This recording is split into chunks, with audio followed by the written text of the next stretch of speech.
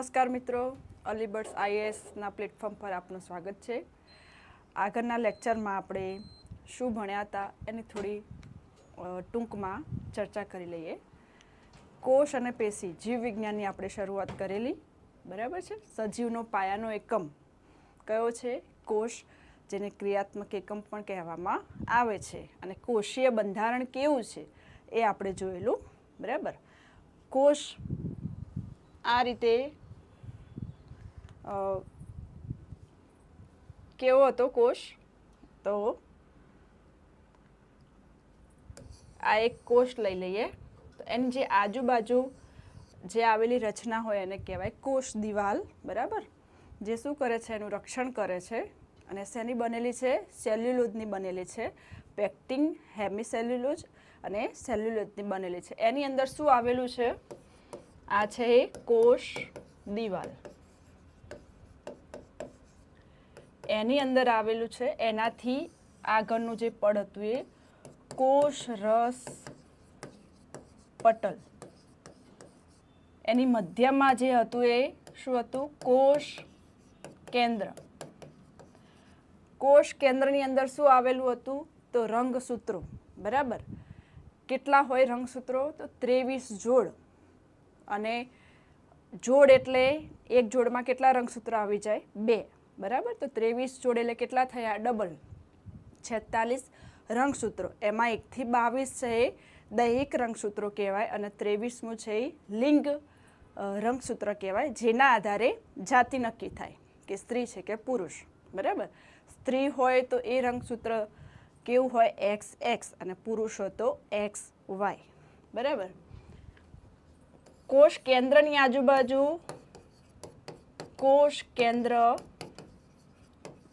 પટલ આવેલું છે, બરાબર. આ કયું છે? કોષરસ પટલ. કોષ કેન્દ્રની આજુબાજુ એના રક્ષણ માટે શું આવેલું છે? કોષ કેન્દ્ર પટલ. કોષ કેન્દ્ર પટલ અને કોષરસ પટલની વચ્ચે બધે શું આવેલું છે? કોષ રસ. કોષ રસ, બરાબર છે. અને આ કોષ રસની વચ્ચે અંગિકાઓ. આની અંદર કોષરસની અંદર શું આવેલું છે? તો અલગ અલગ અંગિકાઓ. એટલે કે કોષની અંદર કોણ કેવું કામ કરે છે, બરાબર. અંગિકાઓ એટલે કામ કરનારા માણસો, બરાબર છે. એટલે હવે આપણે આગળ શું વાત કરીશું? આ થઈ ગયું એનું બંધારણ, કોષ કેવો છે, બરાબર છે. હવે આગળ આપણે જોવાના છીએ અંગિકાઓ. કઈ કઈ અંગિકાઓ આવેલી છે અને એ અંગિકાઓનું કાર્ય શું છે. તો આપણે આગળ વાત કરીએ અંગિકાની. કોષીય અંગિકાઓ, બરાબર. એમાં પહેલી છે અંતઃકોષરસજાળ. અંતઃકોષરસજાળ એ 2 પ્રકારની હોય છે. એક તો ખરબચડી અને એક લીસી. ઇંગ્લિશમાં કહીએ તો એન્ડોપ્લાસ્મિક રેટિક્યુલમ કહેવાય. ખરબચડી એટલે રફ, તો ખરબચડી અંતઃકોષરસજાળને કહેવાય RER, રફ એન્ડોપ્લાસ્મિક રેટિક્યુલમ. અને લીસી અંતઃકોષરસજાળ, લીસી એટલે સ્મૂથ, તો SER, એને શોર્ટમાં એ રીતે કહેવામાં આવે છે, સ્મૂથ એન્ડોપ્લાસ્મિક રેટિક્યુલમ, બરાબર. કેવી દેખાય છે? તો આ રીતે. આ જે છે એ SER છે, લીસી અંતઃકોષરસજાળ. આ છે RER, રફ એટલે કે ખરબચડી અંતઃકોષરસજાળ. આ એના ઉપર જે ટપકા ટપકા જે છે એ શું છે? તો રિબોઝોમ્સ આવેલા છે, બરાબર. રિબોઝોમ્સ આપણે આગળ જોઈએ છીએ. રિબોઝોમ્સ ક્યાં આવેલા હોય? તો કોષરસની અંદર મુક્ત રીતે ફરતા હોય અને અમુક રિબોઝોમ્સ આ અંતઃકોષરસજાળ પર ચોંટેલા હોય છે, બરાબર. અને આ અંતઃકોષરસજાળ એ ક્યાં જોવા મળે છે? તો બધા પ્રાણીઓ અને વનસ્પતિઓના કોષોમાં જોવા મળે છે, પરંતુ રક્તકણની અંદર જોવા મળતા નથી. આમનું કામ શું છે? બરાબર. જે ખરબચડી અંતઃકોષરસજાળ છે એમાં શું થાય છે? પ્રોટીનનું સંશ્લેષણ.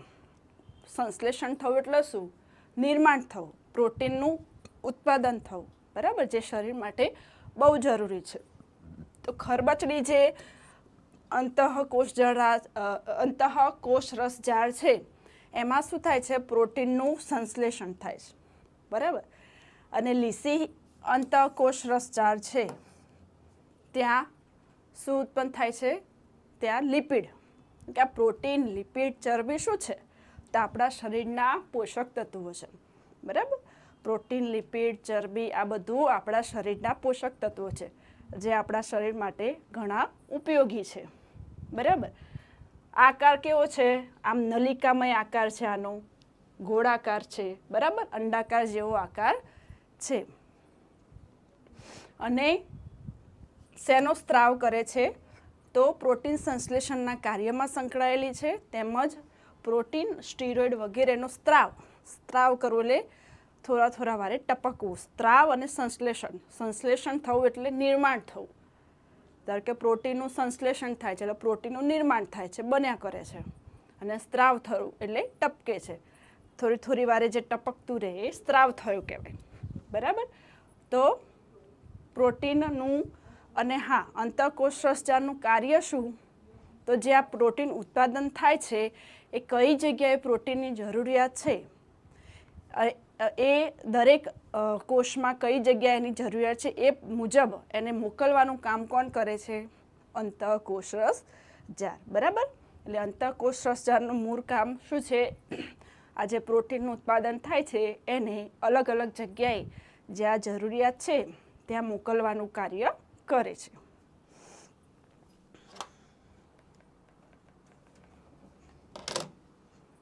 બરાબર. હવે આગળ છે રિબોઝોમ્સ. હાલ મેં કીધું, બરાબર, ખરબચડી જે અંતઃકોષરસ જાળ છે એની ઉપર જે ટપકા જોવા મળતા હતા એ શું હતું, એની ઉપર રિબોઝોમ્સ, બરાબર. અહીંયા એમના શોધક કોણ છે, જ્યોર્જ ઈ પેલેડે, જે 1955માં એમને શોધ કરેલી. અહીંયા રિબોઝોમ્સમાં આગળ મેં કીધું કે શેનું નિર્માણ થાય છે, પ્રોટીનનું. એટલે પ્રોટીનની ફેક્ટરી તરીકે કોને ઓળખવામાં આવે છે, રિબોઝોમ્સને પ્રોટીનની ફેક્ટરી તરીકે ઓળખવામાં આવે છે, અથવા તો કોષનું જે એન્જિન કહેવાય એ કયું છે, રિબોઝોમ્સ. આમ નાના દાણા જેવું હોય છે અને એનો જે વ્યાસ હોય એ નાનું હોય છે. કેવો હોય છે, એક તો ગોળાકાર અને 250 એંગસ્ટ્રોમ ધરાવતો બિનપટલમય સૂક્ષ્મ કણ છે જેને રિબોન્યુક્લિયોપ્રોટીન કણ કહે છે, બરાબર. એટલે એક તો શું યાદ રાખવાનું, અહીંયા પ્રોટીન ફેક્ટરી, રિબોઝોમ્સ શું કરે છે, પ્રોટીનનું નિર્માણ કરે છે, એટલે એને શું કહેવામાં આવે છે, પ્રોટીન ફેક્ટરી અથવા કોષનું એન્જિન. અને ક્યાં જોવા મળે છે, આદિકોષ કેન્દ્રી કોષ અને સુકેન્દ્રી કોષ કેન્દ્રી.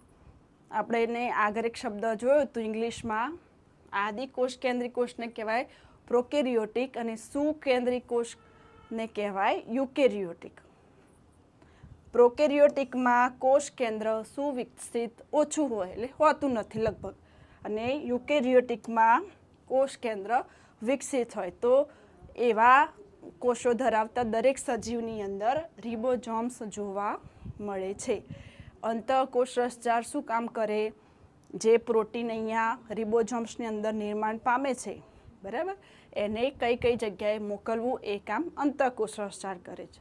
અને રિબોઝોમ્સ એ પ્રોટીનનું નિર્માણ કરે છે, એટલે કે એને પ્રોટીનની ફેક્ટરી કહેવામાં આવે છે, કોષનું એન્જિન કહેવામાં આવે છે. આ ટૂંકા પ્રશ્નોમાં પૂછાય છે. આગળની અંગિકા જોઈએ, ગોલ્ગી કાય, બરાબર, ગોલ્ગી બોડી. ગોલ્ગી કાય નામ કેવી રીતે પડ્યું, તો આ અંગિકાનું વર્ણન કેમેલો ગોલ્ગી નામના વૈજ્ઞાનિકે કર્યું હતું, એટલે એમના નામ પરથી એમને એનું નામ આપી દીધું ગોલ્ગી કાય. આ જે અંગિકા છે ને એને ગેટ કીપર તરીકે પણ ઓળખવામાં આવે છે, ગેટ કીપર, બરાબર. અને એનો આકાર કેવો છે, જુઓ, આમ નલિકામય આમ ચપટી થપ્પીઓમાં ગોઠવાયેલી છે, બરાબર. નલિકામાં પુટિકા જેવી રચના છે. આ થપ્પીમાં જે ગોઠવાયેલી રચના છે એને કહેવાય સિસ્ટર્ની. થપ્પીમય પુટિકાઓ જે ગોઠવાયેલી છે એને કહેવાય સિસ્ટર્ની. એવી એની રચના છે, બરાબર. એનું કામ શું? તો જે દ્રવ્યનું પેકેજિંગ થાય, પ્રોટીન અને જે પણ પોષક દ્રવ્યો છે એનું પેકેજિંગ થાય કોષની અંદર, અને એ દ્રવ્યનું પેકેજિંગ કોષની અંદર અને બહાર લઈ જવાનું કામ કોણ કરે છે? ગોલ્ગી કાય. આ બધું કામ ક્યાં થાય છે? કોષની અંદર. હું કોઈ શરીરની વાત નથી કરતી, બરાબર છે. હજુ તો આપણે કોષની જ વાત કરીએ છીએ. જે પાયાનો એકમ છે ને એની અંદર જ આટલું બધું કામ થાય છે, બરાબર. પછી પેશી તરફ તો જઈશું. કોષની અંદર જે કોણ માણસો કામ કરે છે ને, અંગિકાઓ એટલે માણસો. એમાં અંતઃકોષ રસજાળની વાત કરી, રિબોઝોમ્સની વાત કરી, અને ગોલ્ગી કાય એ ગેટકીપર તરીકે કામ કરે છે. પેકેજિંગ જે દ્રવ્યો, ખનિજ દ્રવ્યોને બધાનું પેકેજિંગ હોય એને કોષની અંદર અને બહાર લઈ જવાનું કામ કોણ કરે છે? ગોલ્ગી કાય, બરાબર. અને ક્યાં જોવા મળતી નથી? તો બેક્ટેરિયા અને સસ્તન જે બચ્ચાને જન્મ આપતા હોય એવા સજીવો, એના રક્તકણમાં ગોલ્ગી કાય, ગાય ના થઈ જાય, ગોલ્ગી બોડી જોવા મળતી નથી. અને બીજું શું કામ કરે?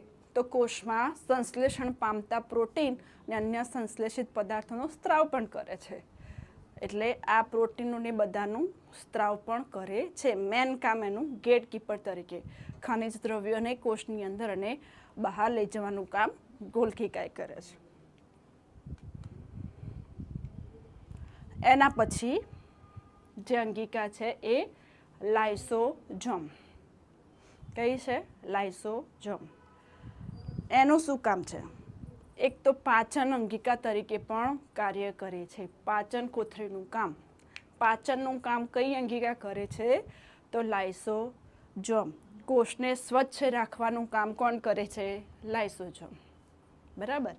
જો અહીંયા કોષ જે બતાવ્યો છે આ છે અંતઃકોષ રસ જાળ. આ થપ્પી જેવી રચના, ગોલ્ગી કાય. અને આ જે છે એ શું છે? લાઇસોઝોમ. આ આખો કોષ જ બતાવ્યો છે, બરાબર. તો કોષને સ્વચ્છ રાખવાનું કામ, પછી એની અંદર બહારથી કોઈ બેક્ટેરિયા આવતા હોય તો કાં તો પછી એની અંદર કોષની અંદર કંઈક ખરાબી આવી જાય તો એને શું કરે? લાઇસોઝોમ એના ઉત્સેચકો બહાર આવે અને આ કોષોનું પાચન કરીને આખા કોષને જ નાશ કરી દે, બરાબર. એક તો પાચન કોથળી તરીકે પણ ઓળખાય છે, અને બીજું ક્યારેક કોષમાં અંદર કોઈ બહારથી બેક્ટેરિયા આવી જાય કે કોઈ ખરાબી આવી જાય તો શું કરશે? એની અંદર જે ઉત્સેચકો છે એ બહાર નીકળશે અને કોષની અંદર રહેલી બધી અંગિકાઓનું શું કરી દેશે? પાચન કરશે અને એ કોષનું નાશ કરી દે છે. એટલે આત્મઘાતી કોથળી તરીકે પણ લાઇસોઝોમને ઓળખવામાં આવે છે. તો લાઇસોઝોમનું કામ શું છે? એક તો પાચન કરવાનું, કોષને સ્વચ્છ રાખવાનું, બરાબર, અને આત્મઘાતક કોથળી તરીકે પણ ઓળખવામાં, એટલે રક્ષણ આપવાનું કામ પણ કોણ કરે છે? લાઇસોઝોમ, બરાબર. ચલો, એના પછીની અંગિકા છે કણાભ સૂત્ર. કણાભ સૂત્રની આકૃતિ જુઓ. કેવો આકાર છે? નળાકાર અથવા તો ગોળાકાર અથવા તો દંડાકાર હોય છે. આ પણ ક્યાં હોય? કોષ રસમાં. જે બધી અંગિકાઓ હાલ વાત કરી રહ્યા છીએ વચ્ચે જે કોષ રસ છે એની અંદર હોય છે, બરાબર. આની અંદર શું થાય છે? શ્વસનનું કામ. શ્વસનનું કામ એટલે ઓક્સિડેશનની પ્રક્રિયા થાય છે.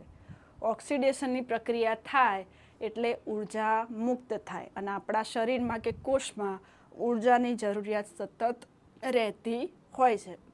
તો આ ઉર્જા ક્યાંથી મળે છે? તો કણાભ સૂત્રમાંથી.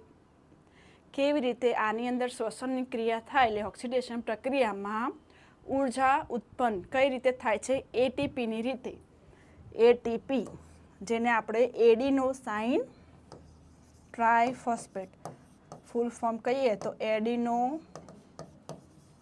સાઇન ટ્રાય ફોસ્ફેટ કહેવાય. તો ઓક્સિડેશન પ્રક્રિયામાં ઉર્જા એટીપીના સ્વરૂપે બહાર નીકળે છે અને કોષને ઉર્જા પૂરી પાડે છે. એટલે કે કણાભ સૂત્રને પાવર હાઉસ અથવા તો શક્તિઘર તરીકે પણ ઓળખવામાં આવે છે. બરાબર, શું કહેવાય એને? Power house. ગુજરાતીમાં કહેવું હોય તો શક્તિઘર. આ બધા જે શબ્દો છે યાદ રાખવાના છે. ટૂંકમાં ક્યારેક ઘણીવાર પૂછાતા હોય છે ટૂંકા પ્રશ્નોમાં. તો કણાભ સૂત્રને કોષનું શું કહેવાય? પાવર હાઉસ અથવા તો શક્તિઘર. કેમ? કેમ કે એની અંદર ઉર્જા ઉત્પન્ન થાય છે. બરાબર, શ્વસનની ક્રિયા થાય એટલે ઓક્સિડેશન પ્રક્રિયા થાય અને ઉર્જા મુક્ત થાય. ઉર્જા કઈ રીતે મુક્ત થાય છે? એટીપી સ્વરૂપમાં. એટીપી એડિનોસાઇન ટ્રાયફોસ્ફેટમાં, અને કોષને ઉર્જા પૂરી પાડે છે. બરાબર, તો કણાભ સૂત્રને શું કહેવામાં આવે છે? પાવર હાઉસ અથવા તો શક્તિઘર. અને કણાભ સૂત્રમાં શું થાય છે? કોષીય શ્વસન થાય છે. આ શબ્દ યાદ રાખો. કોષીય શ્વસનની પ્રક્રિયા શેમાં થાય છે? કણાભ સૂત્રમાં. અને કણાભ સૂત્ર પાછું પોતાના પ્રોટીનનું નિર્માણ પણ જાતે કરે છે.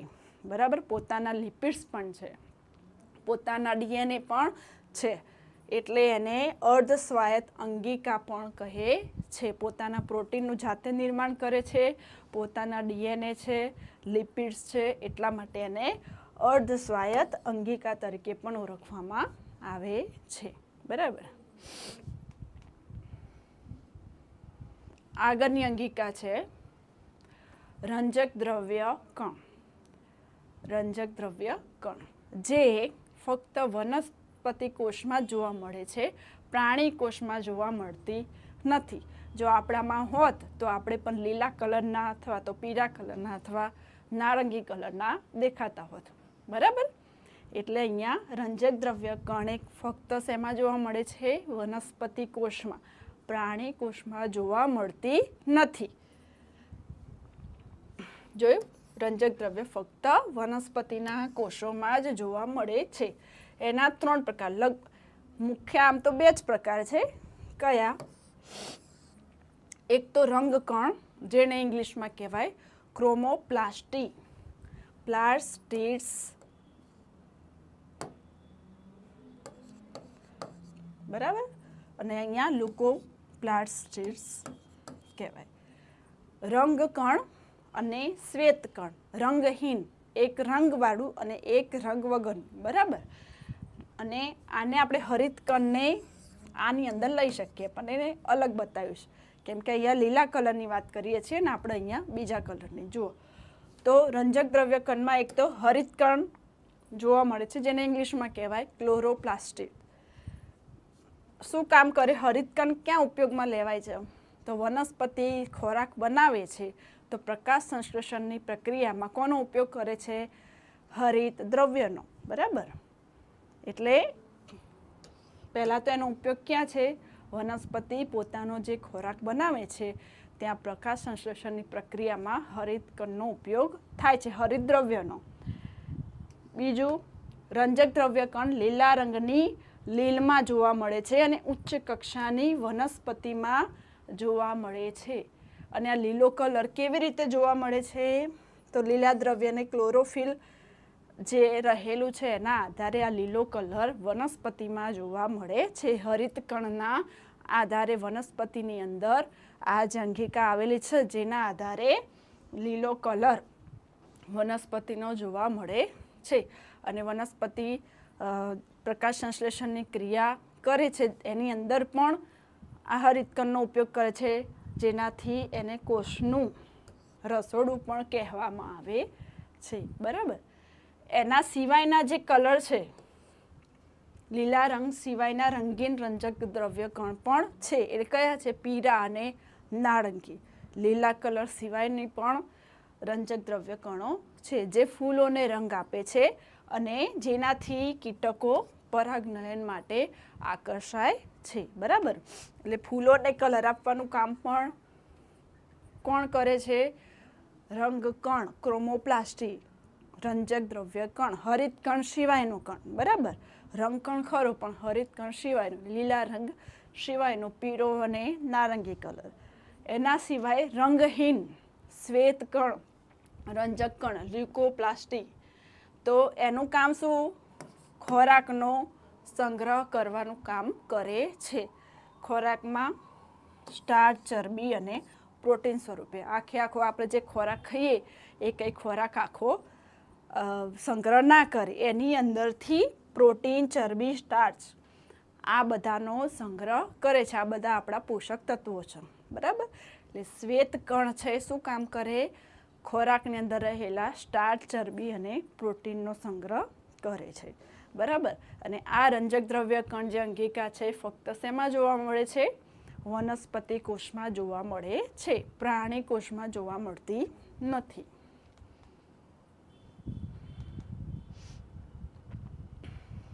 એના પછીની અંગિકા છે તારાકાય, અથવા તો એને તારા કેન્દ્ર પણ કહેવાય, સેન્ટ્રોસમ, ઇંગ્લિશમાં સેન્ટ્રોસમ કહેવાય. એની શોધ સૌપ્રથમ 1883માં વોન બેન્ડેટ દ્વારા કરવામાં આવી હતી, બરાબર. આ તારાકાય ફક્ત પ્રાણી કોષમાં જોવા મળે છે, વનસ્પતિ કોષમાં જોવા મળતું નથી. રંજક દ્રવ્ય કણ છે એ ખાલી વનસ્પતિ કોષમાં જોવા મળે છે.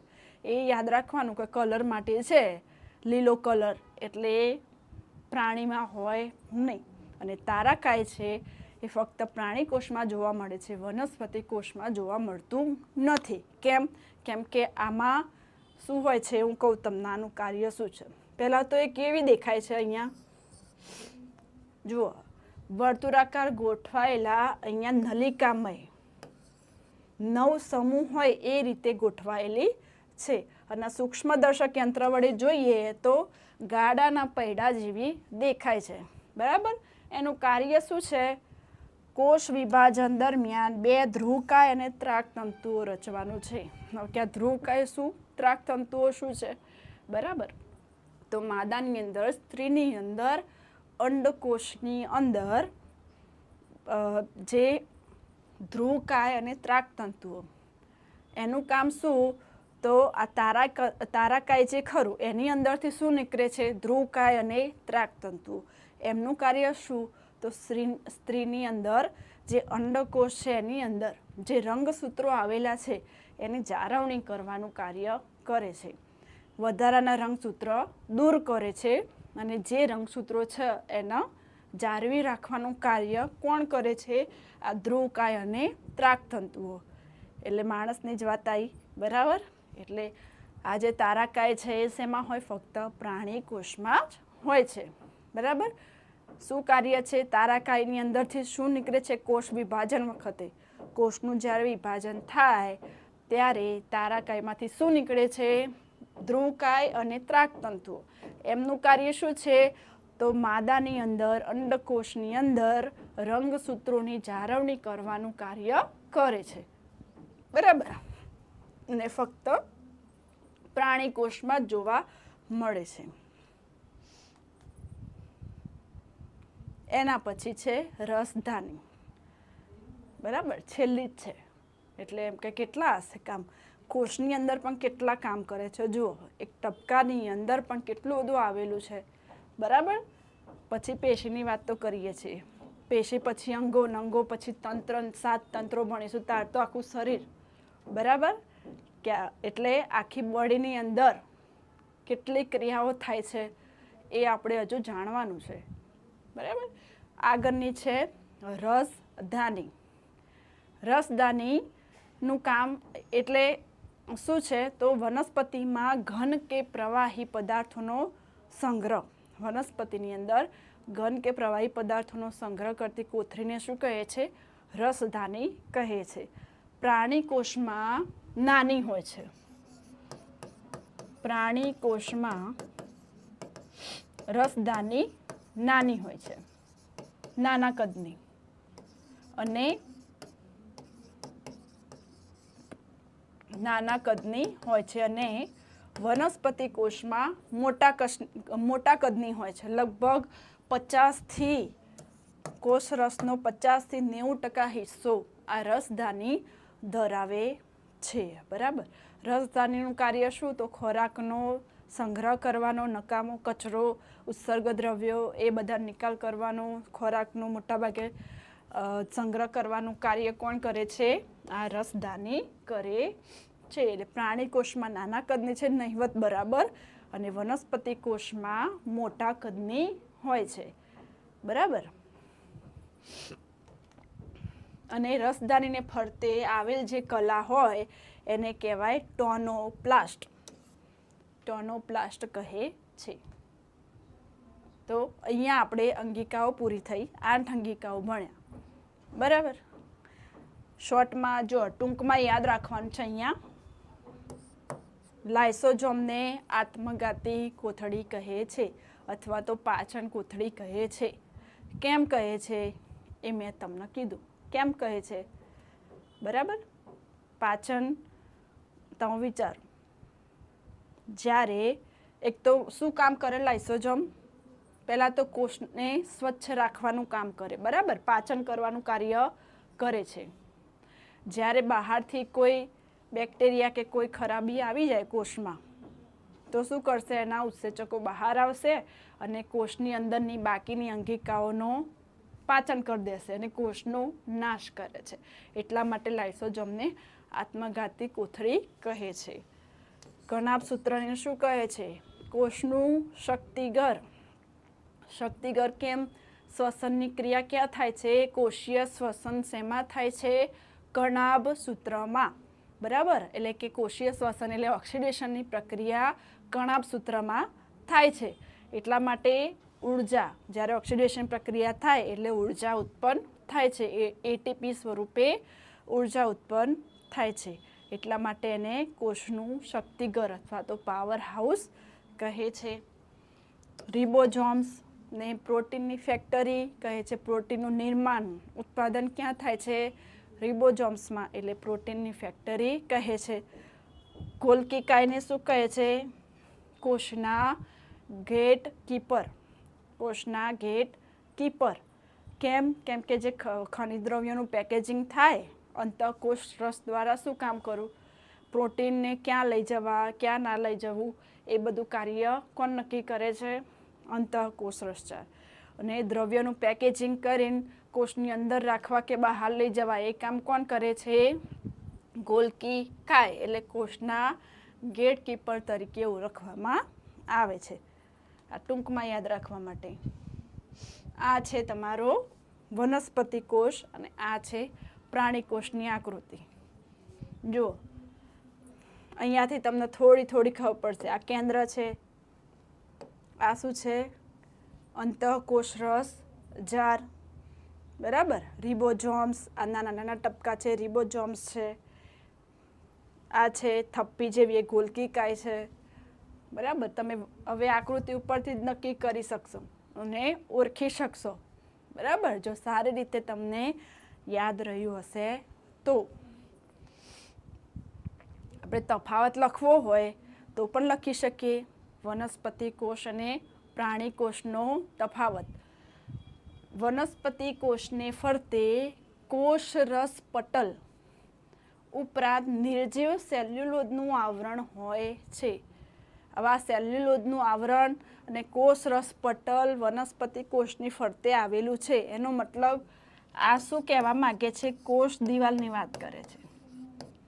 આટલો બધો શબ્દ ના લખવો હોય તમે કોષ દિવાલ શબ્દ પણ વાપરી શકો, બરાબર. કોષની ફરતે શું આવેલું છે? કોષ દિવાલ. કોષ દિવાલનું કામ શું? એક તો રક્ષણ આપવાનું અને બીજું ક્યાં આવેલું હોય છે? કોષરસ પટલની બહારની સાઈડ, અને બીજું શેની બનેલી હોય છે? સેલ્યુલોઝની બનેલી હોય છે. એટલે તમે ટૂંકમાં એટલું લખવું હોય તો એમ પણ લખી શકાય, વનસ્પતિ કોષમાં કોષ દિવાલ આવેલી હોય છે અને પ્રાણી કોષમાં કોષ દિવાલનો અભાવ હોય છે, આવેલી હોતી નથી. એટલે અહીંયા એ જ શબ્દ વાપર્યા છે. પ્રાણી કોષની ફરતે કોષરસ પટલથી આવરેલ હોય છે અને નિર્જીવ અને સેલ્યુલોઝનો આવરણનો અભાવ, સેલ્યુલોઝનો આવરણનો અભાવ એટલે સેલ્યુલોઝનું આવરણ એટલે કોષ દિવાલ, બરાબર, એનો અભાવ હોય છે. અહીંયા કોષ દિવાલ આવેલી હોય એટલે સ્વાભાવિક છે એનો આકાર કેવો હોય? નિશ્ચિત હોય. કોષ દિવાલ ના આવેલી હોય તો એનો આકાર કેવો હોય? અનિયમિત. એટલે વનસ્પતિ કોષનો આકાર નિશ્ચિત હોય છે, પ્રાણી કોષનો આકાર અનિયમિત હોય છે. વનસ્પતિ કોષમાં રસધાની કેવી હોય છે? મોટી હોય છે.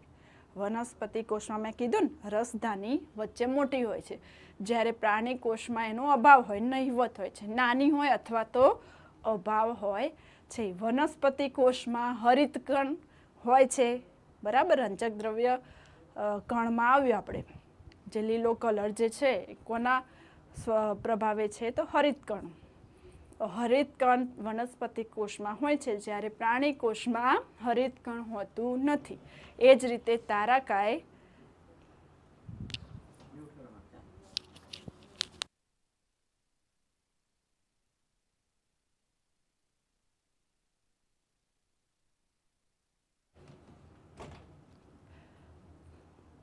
વનસ્પતિ કોષમાં તારાકાય હોતું નથી, જ્યારે પ્રાણી કોષમાં તારાકાય હોય છે, બરાબર. તારાકાયની અંદર જે ધ્રુવકાય ત્રાકતંતુઓની વાત કરી મેં, એમનું કામ શું? તો માદાની અંદર, અંડકોષની અંદર રંગસૂત્રોની જાળવણી કરવાનું, જે વનસ્પતિમાં ના હોય. એટલે વનસ્પતિ કોષમાં તારાકાયનો અભાવ હોય છે, જ્યારે પ્રાણી કોષમાં તારાકાય હોય છે, બરાબર. તો અહીંયા આપણે અંગિકાઓની વાત પૂરી થાય છે. તો કોષની સંપૂર્ણ વાત પૂરી થઈ. આપણે અત્યાર સુધી શું ભણ્યા?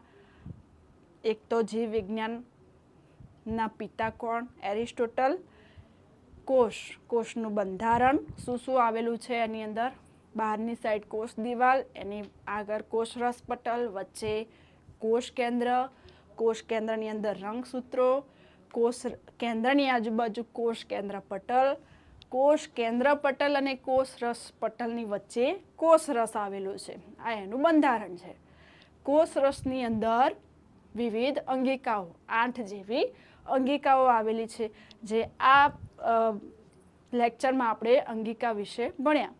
એમાં પહેલી અંતઃકોષરસજાળ જે ભણ્યા, એમાં એનું કામ શું? તો પ્રોટીનનું એક તો 2 પ્રકારની હોય, ખરબચડી અને લીચી. ખરબચડી ઉપર શું હોય છે? ટપકા ટપકા રિબોઝોમ્સ, જે પ્રોટીનનું નિર્માણ કરે છે. તો આ પ્રોટીનને ક્યાં લઈ જવું એ કામ કોણ નક્કી કરશે? અંતઃકોષરસજાળ. રિબોઝોમ્સ એ પ્રોટીનની ફેક્ટરી તરીકે ઓળખવામાં આવે છે. લાઇસોઝોમનું કાર્ય શું? કોષને સ્વચ્છ રાખવાનું અને આત્મઘાતી કોથળી તરીકે ઓળખાય છે, બરાબર. બહારથી કોઈ બેક્ટેરિયા આવી જાય તો રક્ષણ આપવાનું કામ લાઇસોઝોમ કરે છે. ગોલ્ગીકાય ગેટકીપર તરીકે કાર્ય કરે છે, જે ખનિજ દ્રવ્યોનું પેકેજિંગ કરીને કોષની અંદર અને બહાર લઈ જવાનું કાર્ય કરે છે. રંજક દ્રવ્ય કણ જે વનસ્પતિ કોષમાં હોય છે, કલર, જે લીલો કલર હોય છે એ રંગકણના સ્વરૂપે હોય છે. બાકી જે ખોરાકનો સંગ્રહ શ્વેત કણમાં થાય છે. એના પછી તારાકાય જોયું, જે ફક્ત પ્રાણી કોષમાં હોય છે, બરાબર. એટલે આ રીતે જુદી જુદી અંગિકાઓનો અભ્યાસ કર્યો. એટલે અહીંયા આપણે કોષનો જે ટોપિક છે એ પૂરો થાય છે, બરાબર છે. હવે આપણે આગળ ભણીશું પેશી. આવો એક કોષ ને એવા અલગ અલગ કોષો ભેગા થાય ત્યારે કોષોના સમૂહને શું કહે છે? પેશી. તો નેક્સ્ટ લેક્ચરમાં આપણે ભણીશું પેશી. ધન્યવાદ.